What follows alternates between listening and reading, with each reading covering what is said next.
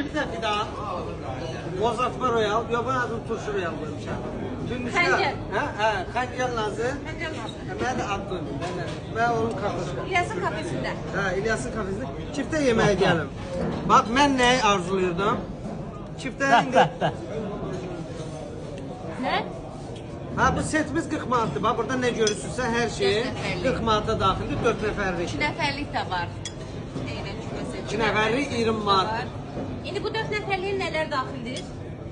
Ondan sonra cücərtidir, turşudur, amma bollucana da. Bunu 4 nəfər misal üçün əlavə də istəyə bilərsiniz. Yəni bax o da onun içindədir. Amma bollucana da bunun mahiyyəti nədir ki, bunu bir gilə-gilə qoyub. Bax bunu bollucana doldurmuyor. Amma çiftə də dobrdur ha, çiftə də dobrdur. Çiftə də ki, da təmiz ətdən yiyirsiniz, yedirsiniz. Mədən ağrıdır. Nə bilim harası ağrıdır. Abratlı şot qayıdır, kartı var. Yəni bax bunda deyil. Bax problem yox.